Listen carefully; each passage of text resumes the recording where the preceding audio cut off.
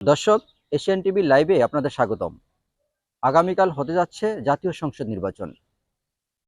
এই নির্বাচনে ভোলা ১ আসনের আমি ভোলা সদর উপজেলার যে ১৩টি ইউনিয়ন রয়েছে, সেই ১৩টি ইউনিয়নের ১১৪টি ভোট কেন্দ্র রয়েছে। আমি সেই ১১৪টি ভোট কেন্দ্র সকাল থেকে কয়েকটি ইউনিয়ন এবং কয়েকটি কেন্দ্র ঘুরে দেখেছি। ভোটের আগামীকাল যে নির্বাচন হবে, ভোট গ্রহণ হবে, সেই ভোটের পরিস্থিতি।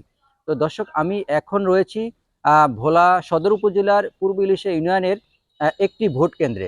আমার পিছনে যে কেন্দ্রটি রয়েছে এটা হলো ভোলা গাজীপুর মাধ্যমিক বিদ্যালয়, অর্থাৎ পূর্ব ইলিশা ইউনিয়নের একটি কেন্দ্র। দর্শক, এখানকার এই কেন্দ্রতে প্রায় ৪,০০০-এর মতো নারী পুরুষ ভোটার রয়েছেন। তারা কিন্তু আগামীকালকে এই কেন্দ্রে ভোট প্রদান করার জন্য তারা উপস্থিত হবেন বলেও কিন্তু আমরা জানতে পেরেছি।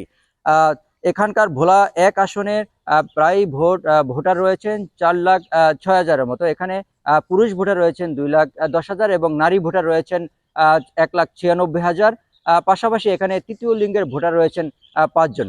দর্শক, আমরা লক্ষ্য করতে পেরেছি যে আজকের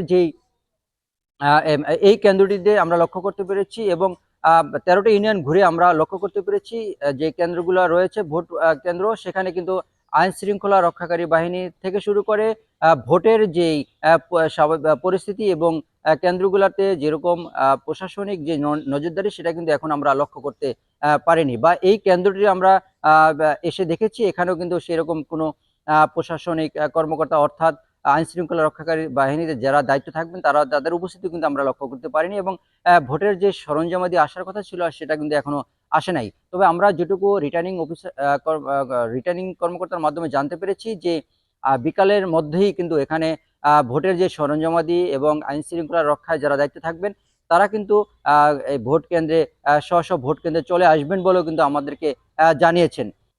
তো দর্শক, এই ছিল আমার কাছে ভোলা ১ আসনের ১৩টি ইউনিয়নের ১১৪টি ভোট কেন্দ্রের সর্বশেষ তথ্য।